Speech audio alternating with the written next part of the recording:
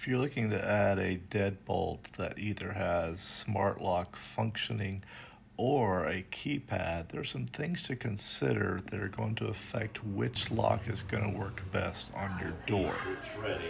So, there are a few different types, but basically all smart locks and most keypad locks that are not smart will function with some kind of motor inside the lock.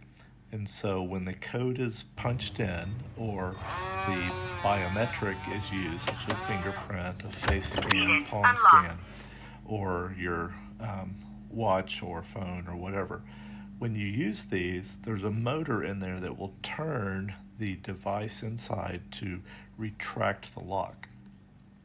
The problem is a lot of our doors don't close that well, and sometimes locks can be tight. So if you turn from the inside, if you turn your key or the knob for a deadbolt, and it clicks open, clicks closed, no problem, no friction, then you can probably use any of these without a problem. However, if you have to push on the door or pull on it or do something to make it unlock because it's tight, then you're going to need to consider which one of these will work best for you. Now, I've had several motorized locks on my door, and the smart lock I have now. I've also had to physically alter the strike plate for the lock to make it work because there was too much friction on it. And so, one, it would actually open most of the time, but it ran the battery down really quickly because of the friction on the lock. So the other side of that is sometimes it will jam if it's not closing cleanly, and if there's not space in there for the deadbolt going into the strike plate. The easiest solution in my opinion, is to buy it's not a smart lock, but to buy this keypad lock by Slage that is, you actually physically turn it after you enter the code. And so the advantage of this is it doesn't have a motor in it. It's not opening with a small motor like a lot of smart locks or other keypad locks. Rather, the opening is you physically turning it. Now, is it not as convenient?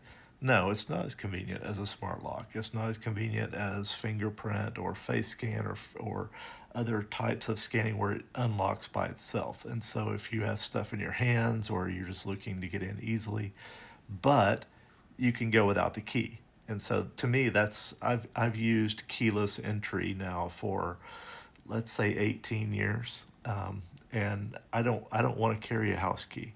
So I do keep a house key locked up on the premises in case I need it, but I don't carry it because I'd rather enter a code and my family. It just makes life a lot easier. You can also lock these deadbolts that way. So the quick set version that I have, um, it functions both sides as a motorized, but on the inside, obviously a lot of these on the inside, you have the option to physically turn the lock and bypass the motorized function. However, I'm not aware of a smart lock, and it really doesn't fit with what smart locks are.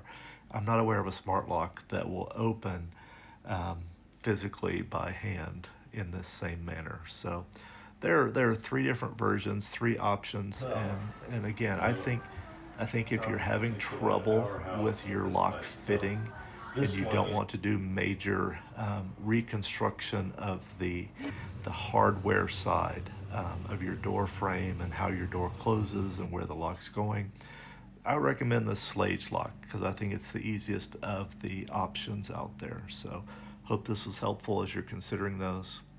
Thanks for watching.